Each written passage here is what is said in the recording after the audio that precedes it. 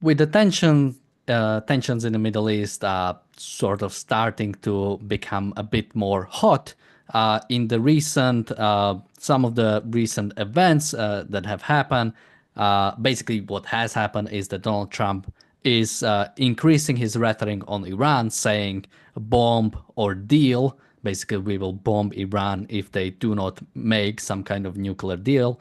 At first, the Iranian ayatollahs have said that pretty much nope, we will not get a deal and we will not get pressured and we will respond back if anything is done to us. And now Russia is coming in defense of Iran, saying if there is any bomb, anything that happens to Iran, we will respond. Now, as with the usual vagueness of Russia and Putin, we don't exactly know what that defense, what that response would mean, but it is a threat. It is a threat that Russia has done that, Trump now has a decision if he wants to push at it.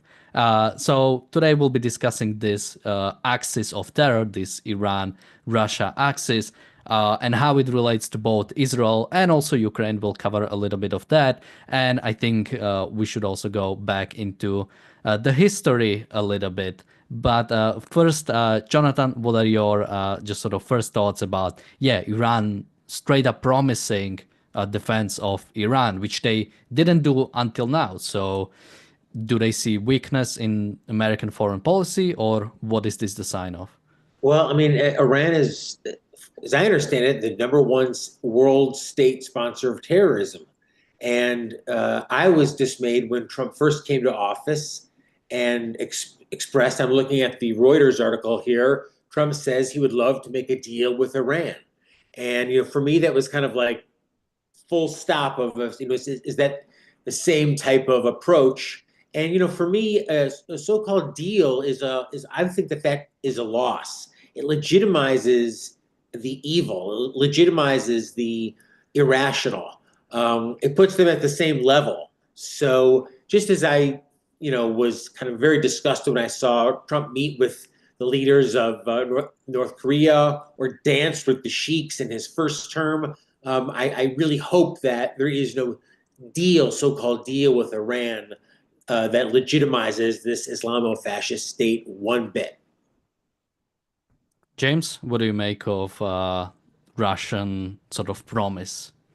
Well, Putin has obviously seen Trump's moral lack of clarity, and so he is completely stringing along Trump, well, because of Ukraine.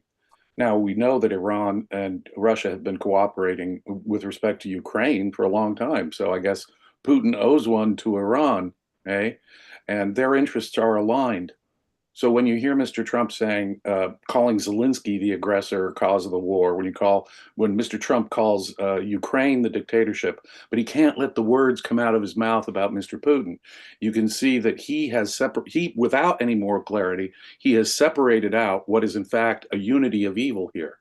The bad guys, if there were no civilization on the scene like America, the bad guys would be at each other's throats. Of course they would be. But right now, they're unified against civilization. Insofar as America is assisting Israel, they are the force of reason. They're the force of civilization. And so all dictators have a common goal against freedom, reason, civilization. So that's why North Korean troops can be found in Ukraine. That's why Iranian drones can be found with Russia in its war against Ukraine. This is all of a piece. Evil is one, just as virtue is one. There's a unity of interests between the bad guys here. Uh, uh, is the Islamic religion a threat to Russia in many ways in their own place? Sure. As I say, that if there were no America or Israel on the scene, these guys would be at each other's throats because they only know force. But Yeah. Miss Rand said it so well when she said, in any compromise between food and poison, only poison can win. In any compromise between good and evil, only evil can profit. And this works every way you look at it here. Trump's lack of moral clarity on Ukraine has hobbled him. Well, but of course he said he would negotiate with Iran. But we see how empty all of Mr. Trump's threats are. Or else, they'll be hell to pay, hell to pay. So far, no hell to pay, despite all these deadlines going past. And so Mr. Putin is playing Mr. Trump for a fool. Jonathan, you want to jump? Yeah, Jim, just to your point about, these statist, entities fighting each other. I mean, Iran and Iraq, how long was that war? That war went on for, I don't know, 10 or 12 years. And would you correct me if I'm wrong, but wasn't Miss Rand herself against the U.S. getting involved in the early days of World War II? In effect, as I understand it, her perspective was let the communists and the fascists fight it out. Well, that's exactly it. She thought that until and unless America had a direct interest in this, we shouldn't get involved. Absolutely. After Pearl Harbor, she did have we were attacked. America does have an interest. Japan and the Nazis were closely allied. But she thought the ideal situation would be to let the Nazis and Soviets fight it out. And that the Eastern Front of World War II was the bloodiest theater by far. I mean, you have two monster dictatorships that didn't have the slightest regard for their own populations, and so it was an absolute bloodbath. And even after the war started, and Rand thought that we should get involved, she opposed any alliance with Stalin. She opposed any aid going to Stalin. She thought that all the aid we sent to Russia could have been used by the allies in the Western Front without the need for moral compromise.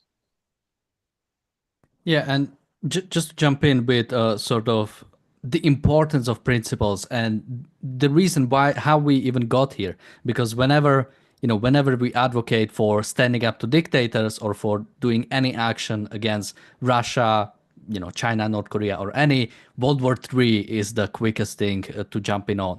And it really is the result of us paying the price for never responding. I mean, even with Iran specifically, when the Islamic Republic came into power, they took American hostages. Then Jimmy Carter did nothing. He didn't respond for a long time. Then he sent one rescue operation that failed, and the hostages were only released once he stepped down from office. But even then, Iran decided to fund Hezbollah, create this terrorist organization in Lebanon. They attacked American barracks in Lebanon. 300 Americans died. Reagan did nothing. Then they started developing nuclear weapons. George Bush did nothing. I think this was George Bush Jr. Then we made a deal with Iran about the nuclear deal. They continued secret enrichment. Then when protests started in Iran against the regime, again, we did nothing. When Hamas took American hostages, again, Hamas is funded by Iran, we did nothing. When Houthi started attacking international shipping, we again did nothing. And now the result, what are we going to do? We're going to get another deal? Somebody in the chat said, I think Trump did a genius move with asking Iran to negotiate. Did Obama also make a genius move? What is the difference between Obama and Trump wanting a deal? I don't see any difference. That genius move had Iran playing us for fools as they continue to develop their nuclear weapons, despite Mr. Obama's negotiations, his agreement. We are always played for fools when we negotiate with monsters. And there is no monster on this planet that Trump has signaled that he's not willing to negotiate with. It can serve no American interest. It's kind of obvious what would happen if we went after. See, and this is what the problem was. George Bush got Americans to think, well, warfare is never going to work. Regime change is never going to work because what did they go after? Iraq instead of Iran, for example, or spend 20 years in Afghanistan for no damn reason. Young people were killed all the time. And so because Americans got a bad taste about, okay, we shouldn't be involved in the Middle East, it's going to be a disaster, because it was a disaster under George W. Bush.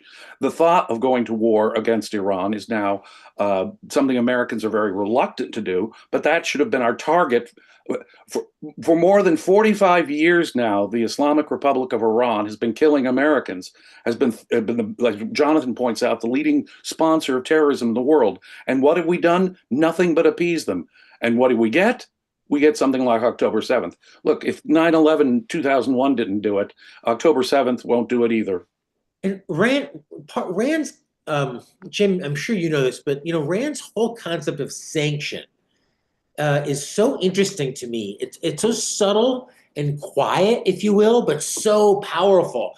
And this is my interpretation now, but like just the idea of sitting down and having negotiations with an enemy like North Korea or like Iran seems so hurtful to life. And it makes me think of the Clintons' 1994 North Korea anti-nuke deal. Wasn't that us, sanctioning evil? Just the premise of, well, we're going to have an agreement. And what good did it do? None at all. North Korea is just as big of a nuclear threat as they were, way back then. That's 30 some years ago now. So every time that we sanction evil by sitting down with it and legitimizing it and having a discussion with it, it just seems to grow. And that kind of jibes with Rand's whole idea is it's like evil is impotent. It's just waiting for the good to feed it. And that's what we do when we sit down with things like Iran, North Korea, or Hamas. Yes, of course. We were the ones who built up Germany for the Nazis. We were the ones who built up the Soviet Union for Stalin. We were the ones who create our own enemy every time, not only by material support and trade and all of that, which builds them. Well, that is hard to even fathom. But you're right. There's a subtle thing about moral sanction itself. Miss Rand in the 1960s, when asked about Soviet expansionism, she said, you could see the collapse of both Cuba and Russia without the loss of a single American life if we took a proper moral stance. And it's astonishing. It's true that Reagan and Thatcher, together, Reagan helped build up America's military in a way that Russia couldn't respond to. I mean, they were always a basket case. Evil always requires that kind of support and sanction. But I think as much as anything, it was Ronald Reagan calling the Soviets an evil empire, stripping away the mask of that sanction. Now, he continued to negotiate with them, and that was a problem in my view. But nonetheless, all it took was a little moral backbone on the part of an American president to say, Mr. Gorbachev, tear down this wall, or repeatedly saying that this is an evil empire. And suddenly, within short order, they completely collapse. Again, just as Ms. Rand predicted, without the loss of an American life. Now, sometimes American lives are going to need to be lost if we have a real interest and it's evil we're fighting. But you've got what is Mr. Trump in terms of moral sanction? He respects Xi. Mr. Putin is a smart guy. All he has is praise for the worst dictators in this world. He's even willing to negotiate, he said, with Iran. And every red line he's drawn in the sand with Iran has passed without any, quote, hell to pay. So Mr. Trump sanctions the evil of dictator. I'm not sure Mr. Trump even knows what the hell a dictator is. I mean, he calls Zelensky the dictator, but can't let the word escape his mouth with Putin, who's just playing him for a fool. There is at least something better going on in the Senate, a little better. You've got some senators asking for sanctions against Russia, who are playing Trump for a fool. So that is a little better, but Trump better wake up, because he's not, what he wants to be seen as is strong, a strong leader, strong in the sense, I guess, the same sense that Xi and Putin and the Ayatollah are strong. When that's your goal, to be perceived as strong, as opposed to understanding the morality of freedom, individual rights, and the immorality of dictatorship and aggression, well, what you get is Mr. Trump. Now, I want to go into basically what Trump has said about wanting a deal with Iran, but firstly, just a bit more on the sanction. I mean, it is truly ridiculous. What kind of mentality do those people have that do want to negotiate with dictators? Maybe I've been rewatching Jack Reacher on Amazon. They made the books by Lee Child. They made it into a series. And, when you see, for those people who read it, the moral clarity or the moral decisiveness of a character like Jack Reacher, he doesn't think of evil people as somebody you talk to or somebody you negotiate. You usually usually he straight up kills them when it gets to that. But there is no sitting with them down on the table. And what kind of mentality? If you are someone with self-esteem, if you are someone who I mean, if you're a goddamn American president, how can you ever sit down with some kind of like secretary general of a communist party of China, or I don't know what Xi Jinping's position is, but how can you sit down with somebody you know is killing his own people, is denying the rights of his own people, is trying to threaten the lives of Americans in many cases? I mean, China was involved in the Korean War. They've killed Americans.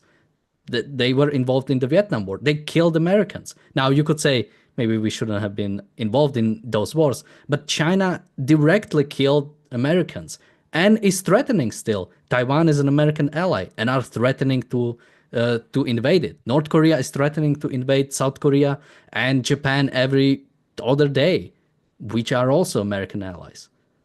Jonathan? Well, I mean, not to psychoanalyze, but my sense from listening to Trump over the years is that there's actually quite a bit of egalitarianism about him in terms of how he sees different countries. This is my own POV. Maybe our super chatters disagree. Drop us. Let's see it in the comments if you disagree. I understand Trump is saying, hey, well, North Korea wants what's best for their country. They do what they do. China wants what's best for their country. They do what they do. And we want what's best for our country. But I don't think he actually sees the distinction between systems of government. It's just kind of whatever works at the time. It's a kind of a total bit of pragmatism. And in effect, I think there's frustration among a lot of supporters of Mr. Trump that the American system of checks and balances doesn't allow an emperor just to do whatever he wants to do.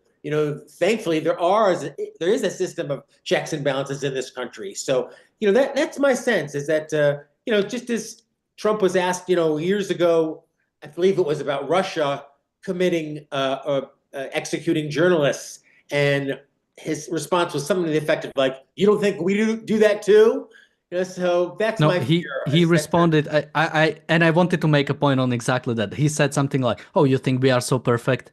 I mean, I think there is a difference between, America maybe not exactly being fully laissez-faire or being fully free market, which by the way is nothing Trump even wants, and the idea that Russia is killing people in other countries, by the way, and in a way that could kill many more people. They've killed journalists in the UK. They've killed journalists all over the world. They are directly threatening. And somebody asked, how is Iran a threat to America? Well, first of all, every dictatorship is a threat to people across the world. A country that is violating the rights of their own citizens will no hesitate to violate the rights of other citizens. But, just going into history, or even recently, I mean, their proxies are killing Americans. Hamas took American hostages. Hezbollah killed Americans. The Houthis are attacking international shipping, are attacking American shipping. Iran is directly a threat to Iran. And many people might not know this, but Iran has one of the most sophisticated hacker teams. Basically, I think they are in like top 5 when it comes to the sort of infrastructure they have set up for hackers. And they do attack America at any point. They try to attack America every day. Exactly what Russia is doing.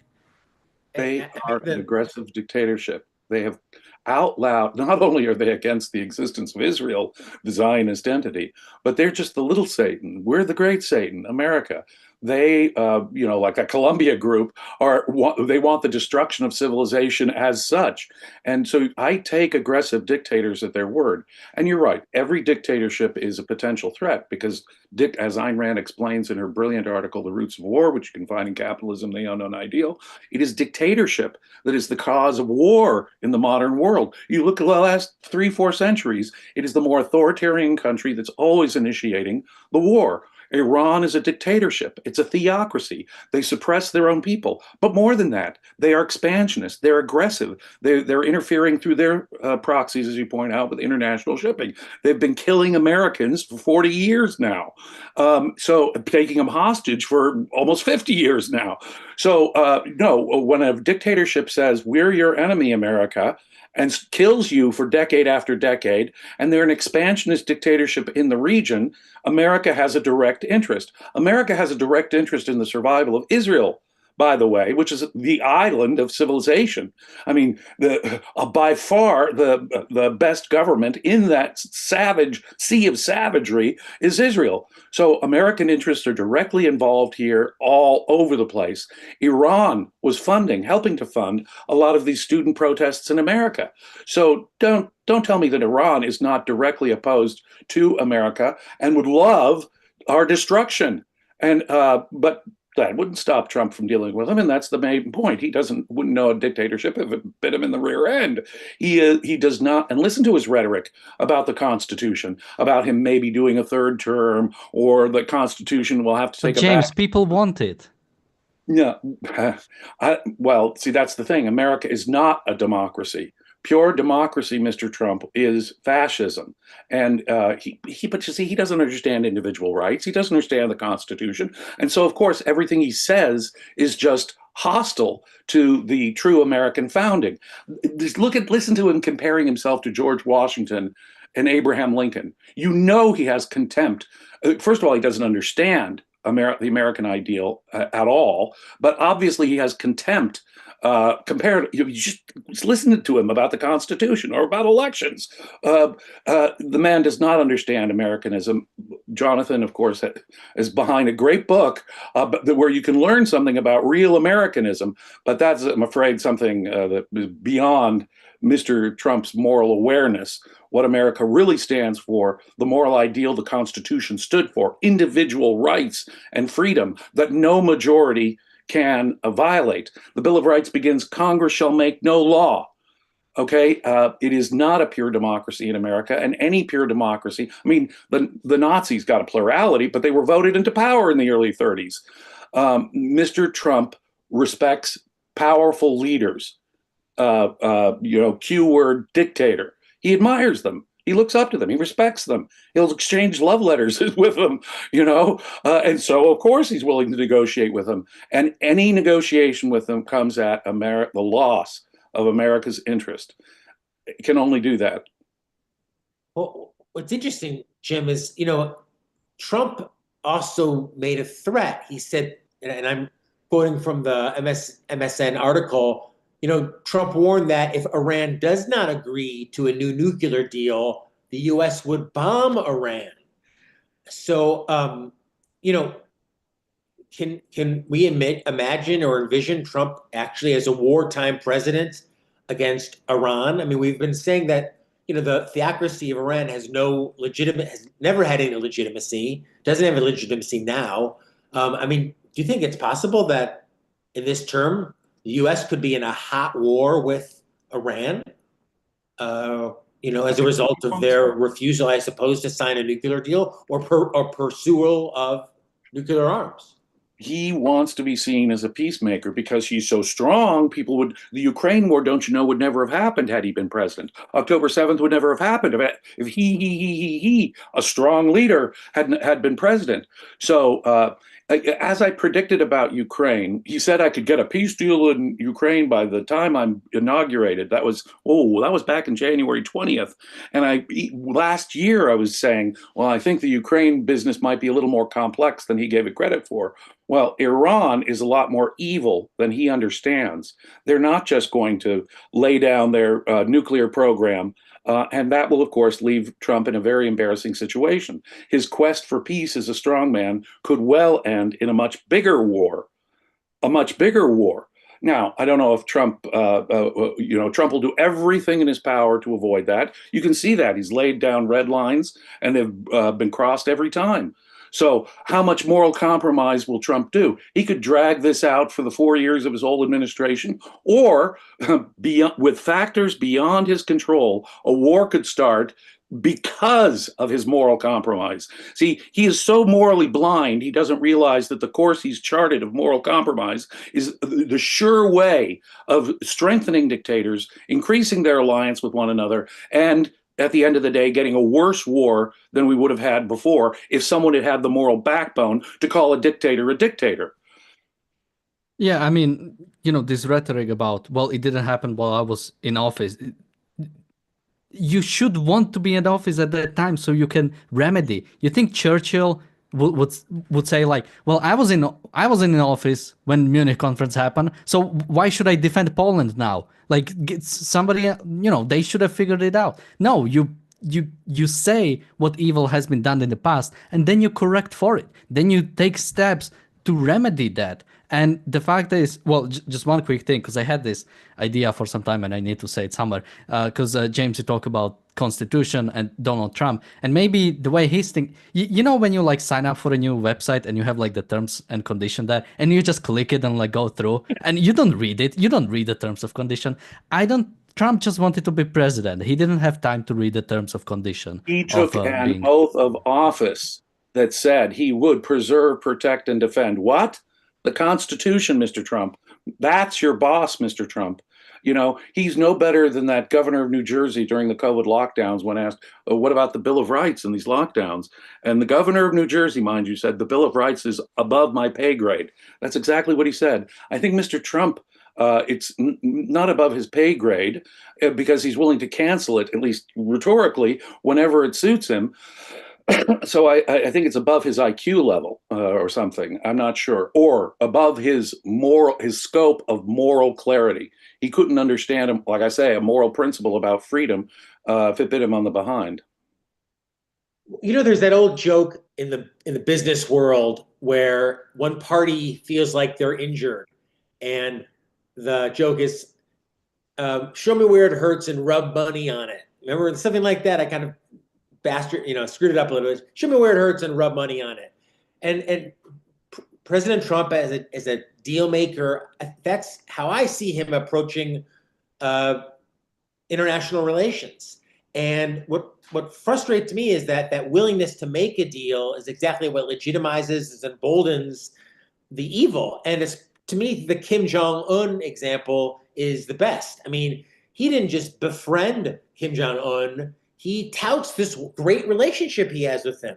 I mean, this is a man who like lines up people to die by firing squad by massive military armaments. I mean, a real evil dictatorship. I mean, could you have a friendship with somebody like that? Like, hey, how's it going? Oh yeah. I mean, it's so bizarre to even think that you could have a friendship or that you would want to. So that's what worries me about all these issues of international relations is the sanction and the sanction of people like Kim Jong-un, which Trump was very happy to do and continue to do here now in the second term. How that works out when it comes to Putin, who, Jim, as you pointed out, rarely has a bad thing to say, and the rest of the Middle East it's a crapshoot at best because it's not being led by morality.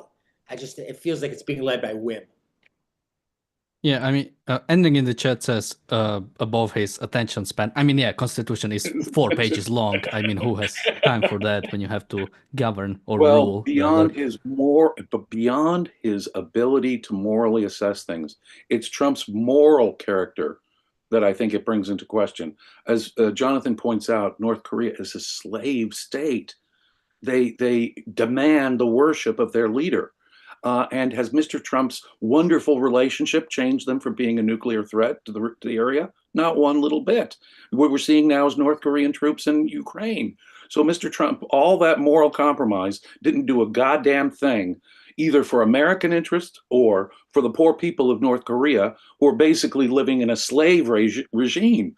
No, it's a betrayal of every person who wants freedom, individual rights, civilization. When you don't have a moral clarity about these issues, it's a betrayal of American interests first, of course. So it puts the lie to his America First policy. It's a betrayal of America First, but it also is a betrayal of all those who are victims of dictatorships throughout the world.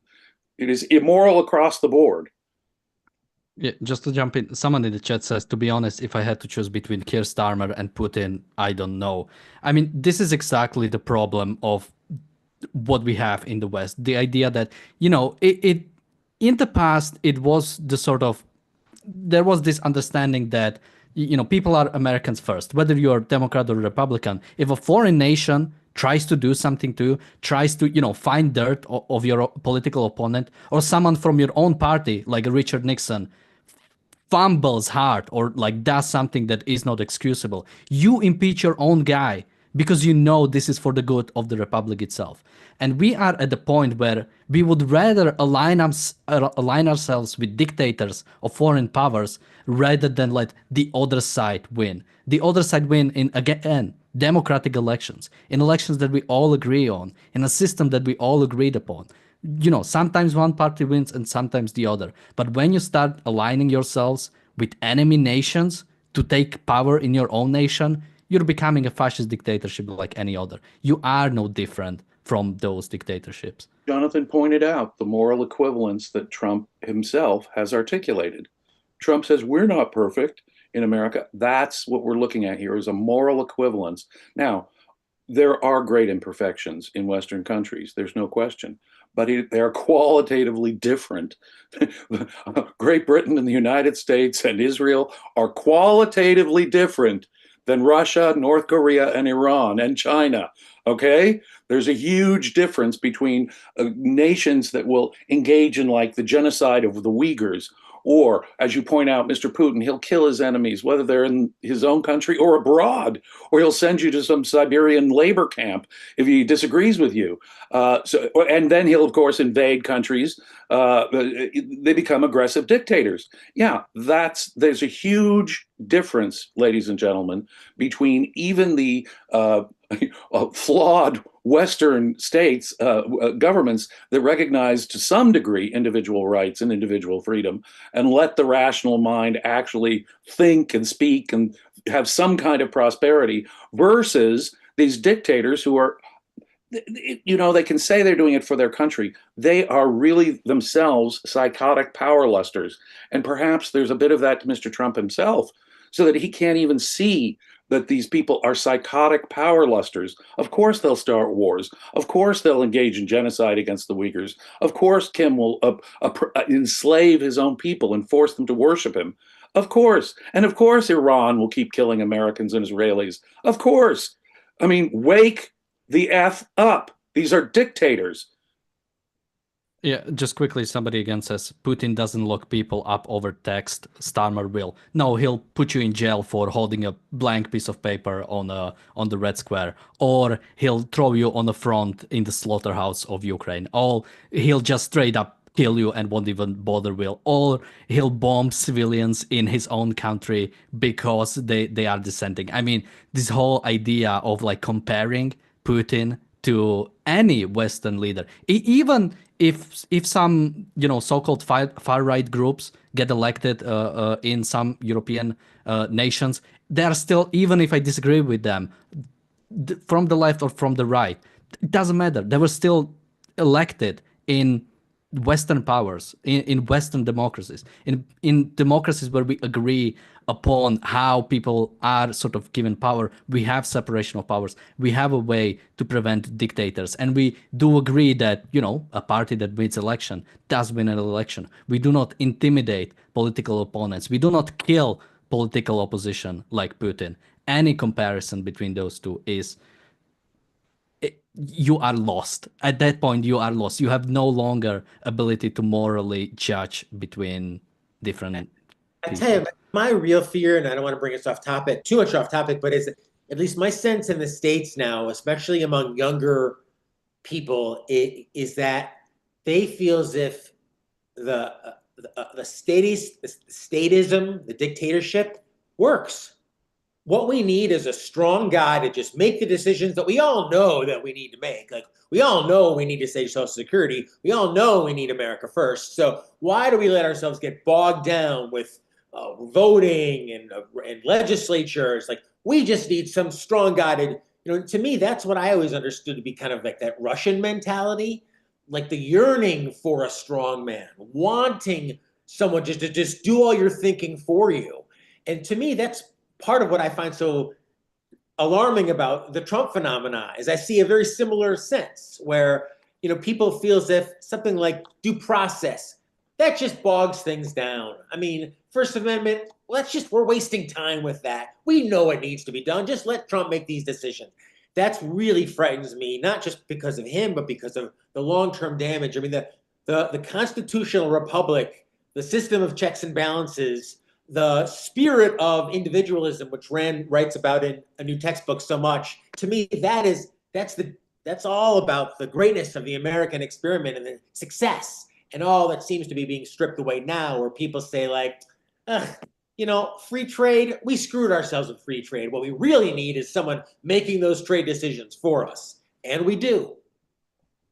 Ayn Rand said, don't let it go to Americans. And what she meant was your sense of life. And the difference between America and the rest of the world, including Europe, by the way, she said in their sense of life, is that Americans don't look to strong leaders. They don't, they look, they're individualists. They're there, to quote the Declaration of Independence, pursuing their own happiness, if you will. And unfortunately, that sense of American, I am almost glad Miss Rand isn't alive to see how much of the American sense of life has been lost, as you point out. Sure, and increasingly we saw people on the left, well, in Canada too, people admiring China. And there was so much admiration of China. If we could do things the Chinese way, what? And now what's really despairing for me is to see all the Republicans line up in support of Mr. Trump, as Mr. Trump is in effect embodying that, bringing that to life in a way, certainly verbalizing no distinction between dictatorship and freedom. And so both parties now in America, it's sort of a fascist convergence, as you point out, with young people. It's very, very sad to see. And what we're witnessing is the death of the American sense of life, individualism and freedom. Henrik, who is one of our YouTube members, and look, we provide original programming 7 days a week. It's all inspired by Ayn Rand. We're students of objectivism. James is a student. He's also a teacher of objectivism. And we bring you some of the smartest minds and most ripped from the headlines discussions. And James, thank you for being a YouTube member. Akira, Felix, Bonnie, thank you. Gail, thank you all for being YouTube members. Akira Felix, made the point. Wait, he did make a point. Well, missed his point, but I'll just thank you all for being YouTube members, for keeping us on the air every day as you do. Well, I'll just make the point about the American sense of life, because whenever I travel to America, I don't live there, but whenever I do travel, there is something different. There is some different style of living. There is some different, and that's why I also love for people who watch John Stossel, and when he does sort of on-street interviews, these people are Americans. There is this capability, there is this want to sort of even sort of leave you alone, basically let government out of it, leave us to sort of do things. And that's, I think, even on both sides, there is this sort of, once you get this sort of abstractions and, rationalizations, then people start drifting more. But when it comes to something direct, like the idea that, a government would like directly come in and order you to do something is foreign to Americans, I think, still. And that is something that can really bring, that held America for so long, and hopefully will persevere until the ideas will also bring it back. Thank goodness you can say that still, Daniel. Thank goodness you can say that still, because through the course, certainly of the 21st century, but most of my life, I've seen that sense of life dying out, that belief in individualism and individual freedom. And it's waning for sure. And it may be coming close to life support, given the fact that, as I say, both parties appear now to be anxiously rushing in a fascist direction. But I'm glad that you can see that. You've made my day. You've relieved some of the pressure of my day by telling me that you, with your young eyes, can still see a difference. It's not just the hamburger. I know you love hamburger. When we were in America, you love the hamburgers. I'm glad it's more than just American hamburgers that you like, and you could see it more of a difference. Made my day. Henrik, who had that here's his great comment from, and he's a super chat member or a YouTube member. Henrik notes, this is how pure democracy deteriorates to authoritarianism. The inability to do things in pure democracies leads to wanting a leader that will force things. Isn't that kind of what Dr. Peikoff writes about at the end of DIM? Yes, that is exactly it. Well, that's it. When people are confronted with all this nihilism, all this disintegrated thinking, of course, what they want is They will err because humans need philosophy, humans need integration. And if you don't have a good philosophy like objectivism, which can really, answer the question here, people will go to a misintegration. That is to say, a strongman leader and an ideology that is mystically based, tribally based, and inimical to individual rights and freedom. Yes. Let me thank a few super chatters. First, thank you, Gail, for your super chat. She says, Mr. Trump clearly does not know right from wrong, good from evil. I mean, what do you guys think? Does he have any sort of, you know, going back as a few weeks ago, people might remember when he called Zelensky a dictator. Then he tried to sort of take it back. He would never call Putin a dictator. He would never call sort of any actual dictators a dictator. So is this really not knowing what is wrong, or knowing what is wrong and actively choosing to support evil? James? I think it's, most people, it's moral blindness. And it's hard for me to psychologize at a distance any individual human being. But Mr. Trump, he obviously lacks, the way he speaks, it's clear he lacks moral awareness of these issues. He's morally blind. He's a moral savage, would be the most innocent way of putting it. I'm hoping that he's merely a moral savage and not really a monster and a would-be dictator himself. But of course, what do we have to go on but his own words? And the more Mr. Trump talks, the more I'm not confident about that, to be perfectly honest. If he is willing to bypass the Constitution, to which he took an oath, now consider the morality just at that level. He has twice taken an oath to preserve, protect, and defend this Constitution, as he repeatedly, at least verbally, disses it in every chance he gets. And he resents the idea of separation of powers, as Jonathan points out. Oh, these judges are slowing me down. Separation of powers doesn't mean just that you have power, Mr. Trump. The courts will slow you down and maybe even thwart you in many ways. But guess what? That's the American system of separation of powers that Mr. Madison and Mr. Montesquieu advocated in the Enlightenment, that was enshrined into the American Constitution. Yeah, sorry, Mr. Trump, the courts will slow you down and sometimes thwart you. Get over it. That's what Americanism means.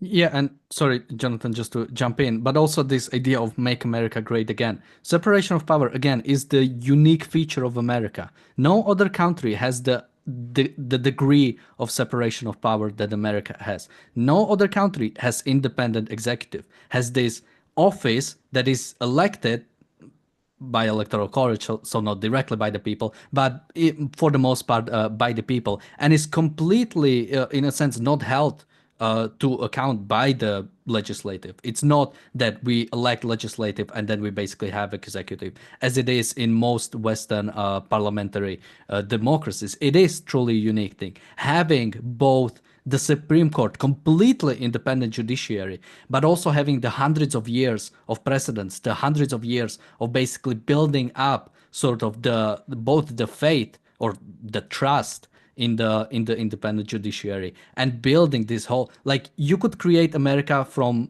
the scratch right now and it would be the same, because it wouldn't have the spirit that it had to gain for hundreds of years. And that, by attacking the system, that is what you are destroying. Jonathan? Yeah, I mean, the axis of terror to which our show today is focused on.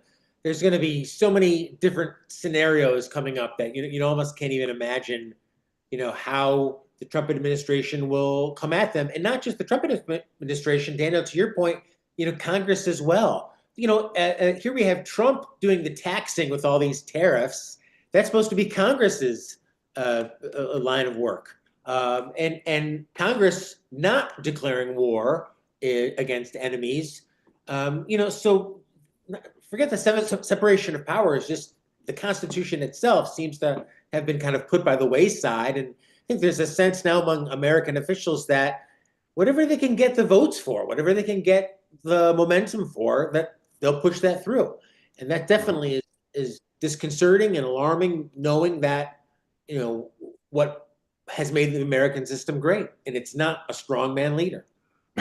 No, but you know, the Supreme Court itself and Congress as well, as they've joined in. Congress has given the president such power since the 1930s, created this unwieldy executive with all kinds of discretion because of all of the laws they passed.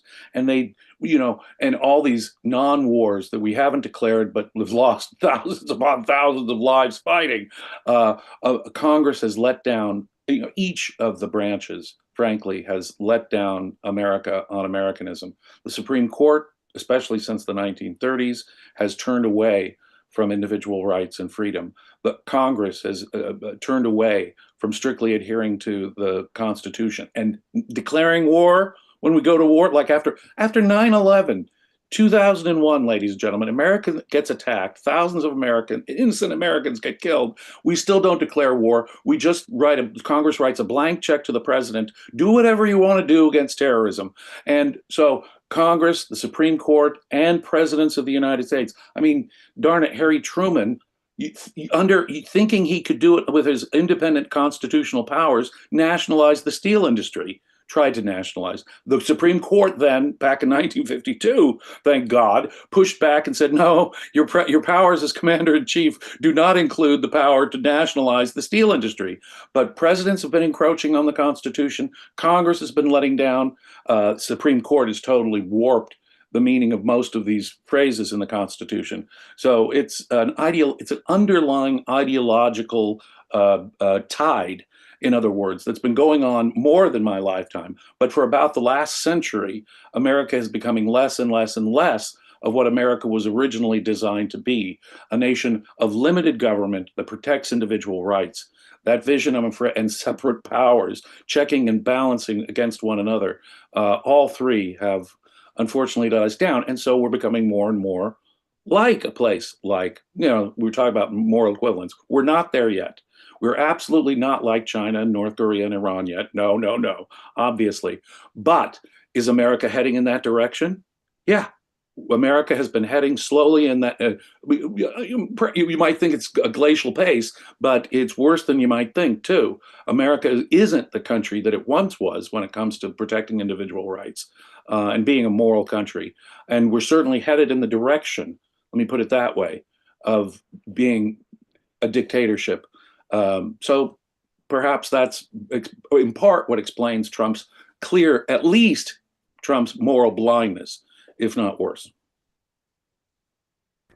We have just one more thing to mention about, Donald Trump likes to attack NATO. 9/11 was the only time Article 5 of NATO was triggered. It was the only time where a nation was attacked and it triggered Article 5, and every single nation of NATO helped the United States afterwards. Even the nations that have joined NATO after 9/11 have sent support towards United States. We have a super chat from Enric. Thank you so much. He says, Trump has few persistent ideas beyond tariffs. Trump gets his esteem from his MAGA base and adds to their attraction to Putin, isolationism, etc. Well, today's Liberation Day, or whatever he called it. Talk about Orwellian newspeak. A giant violation of every American's rights to trade. I mean, it is trade that makes us wealthy. It is not trade restrictions that makes us wealthy. Mr. Trump calls it Liberation Day. That's Orwellian newspeak, as American businesses and consumers are now having fewer rights and less freedom to trade to get the best and cheapest products abroad, even with our allies like Canada and Mexico and the EU and Japan. I mean, it is absolute madness. I'm sorry I exploded there. But to call today, when he's imposing all of these tariffs and giving us the details on tariffs, Liberation Day, is perverse. The perverse use of language. It is the destruction of freedom, the destruction of our economy, the destruction of world trade, which has lifted the world from poverty during my lifetime in so many places. It is absolutely unspeakable. It's like Orwellian newspeak to call it Liberation Day. I'm sorry, I needed to go on that rant today, but I needed to go on that rant today. Thank you. We also, Akira has been a member for 10 months. Thank you so much. He says, in quotes, I wasn't in office is a classic Democrat defense. Don't forget he's a lifelong Democrat. And we also have a new member, Zara. Thank you so much.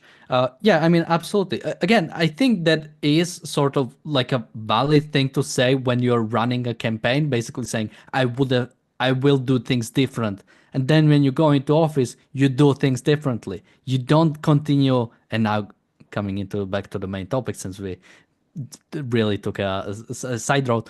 But that's why you don't call for a deal with Iran. That's exactly what Obama did. That's exactly the deal that Trump stepped away from. We are seeing this. I mean, talking about Orwellian, we were always at war with Oceania, because what Trump at first, he stepped away from Obama's deal, and now he wants it back. It's the same where he basically remade NAFTA. He remade the North American free trade, and then he made his own thing, and then now he's going against that. Now he's putting tariffs on Canada and Mexico, the two nations he did free trade deals with. What is this Orwellian, and everybody forgot. No, nobody remembers. It's like, well, no. We always wanted tariffs. We never wanted free trade with these countries. Well, James, it seems like, for Trump, morality is not just a floating abstraction, but it's an arbitrary line that you draw whenever and wherever you want to draw it, if you even want to. Where would you recommend people start if they want something that's readable about Miss Rand's perspective on morality? What's a good place? Where's a good place for them to start? Certainly, for Ayn Rand herself, I would recommend The Virtue of Selfishness. It's a book about 60 years old now, but it remains a classic. It's a code of morality that America needed from the start. What America needed to defend itself from this onslaught that I described over the last century was Ayn Rand's morality. For a much more detailed explanation, I would urge people to read Leonard Peikoff's Objectivism, the Philosophy of Ayn Rand, where you'll get a deep dive, much deeper dive into ethics. But there are others, there are objectivist scholars such as Professor Tara Smith, who has books and articles that extensively defend and discuss Ayn Rand's morality. And if you're interested in Ayn Rand's view of politics, which is shaped by her view of morality, I would urge you to read Capitalism, the Unknown Ideal, and your own book on Americanism, Mr. Honig. And I'll just say what on Miss Rand's Virtue of Selfishness. This is one of these ones that you're going to pick up and maybe even be a little bit skeptical or dismissive, and by the end of it, you are cheering. You won't be able to put it down. As Miss Rand's writing is, it's that good. So I appreciate those recommendations and agree with you on all of them. Yeah, and just to build up on recommendation, I'm going through the Fountainhead again. And if you want to see a different kind of world, a different kind of man, a man not like Trump, a man who is his own man, who doesn't care what anybody thinks, and not in this dismissive, I'll do my own thing, I don't care what anybody says, I won't listen. But in this, I have confidence in my own thing, and I arrived to reality. I looked at reality and I realized what I want from my life, and I realized what I want from the world, and nothing else can, no other man can come in and force me into thinking of something else, or make me want to do something else, or make me doubt my own observations, my own things that I find out by myself.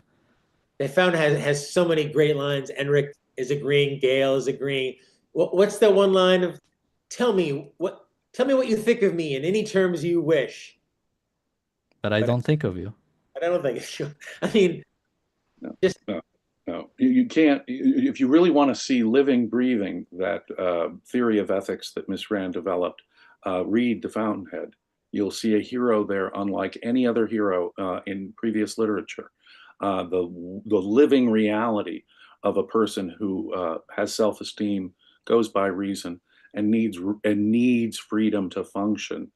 You can find no more inspirational place to learn her morality than The Fountainhead. You're right, Daniel. And to slowly start wrapping up, someone asked if we can steelman the matching tariffs argument by Trump. So I'll just say a quick thing, and then maybe you guys can comment and we can wrap up.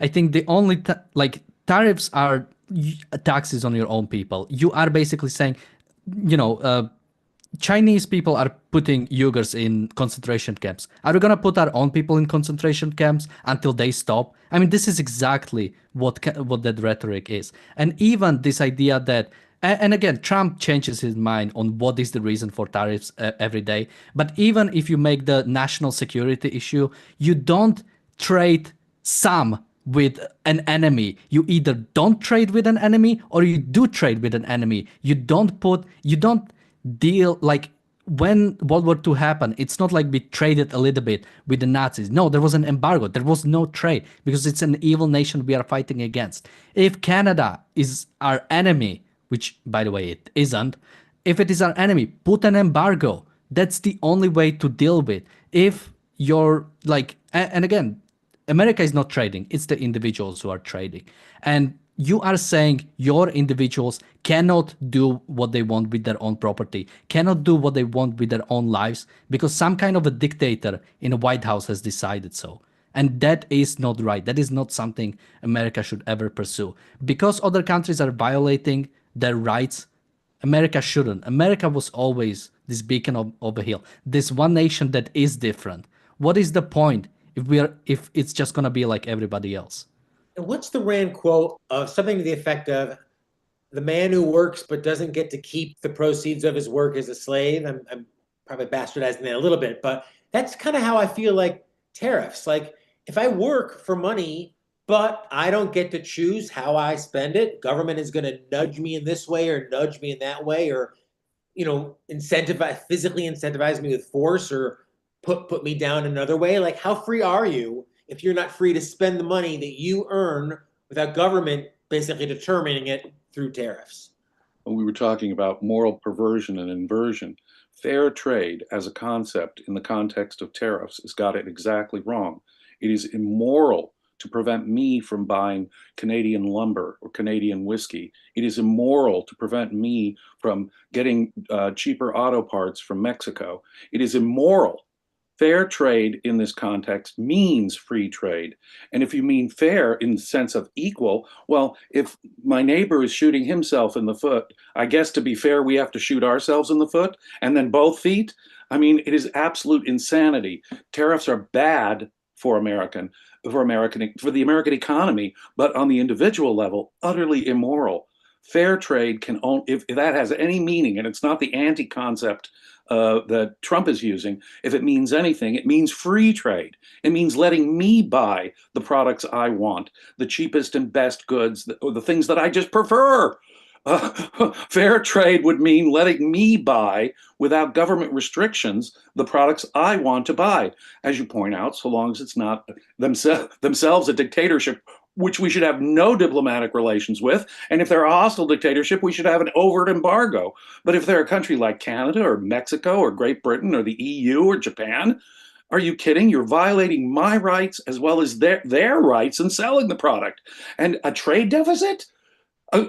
When I see when people talk about the trade deficit, I think to myself, how wonderful that America is so wealthy that we can get more of their stuff than they're getting from than our stuff they're getting. So what a wonderful thing a trade deficit is.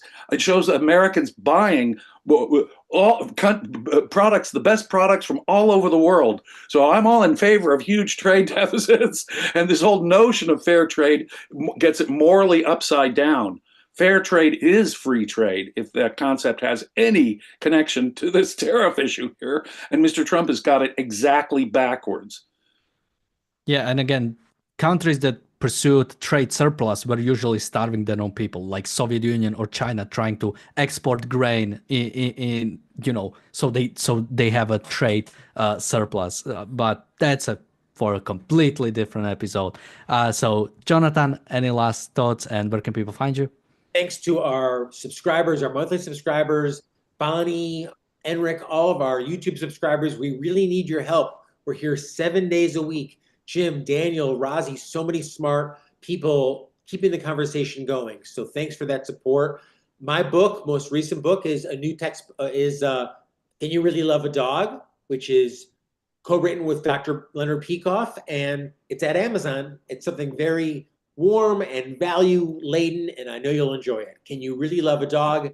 Leonard Peikoff and Ayn Rand on Pets at Amazon. Thank you again. James, any last thoughts, and where can people find you? I think we've said it, and I absolutely, and Jonathan is a critical part of this as well here. But you can find me here, and that's what I'm going to say is that we do study groups on all of Leonard Peikoff's courses.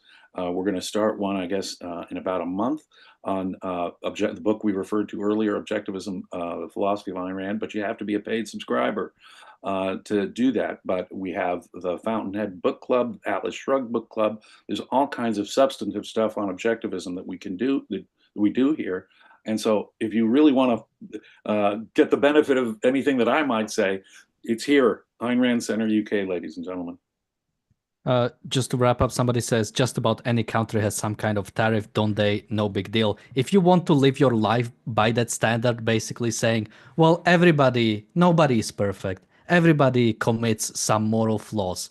That's not the kind of life I want to live. And if you do not want to live that kind of life either, read The Fountainhead.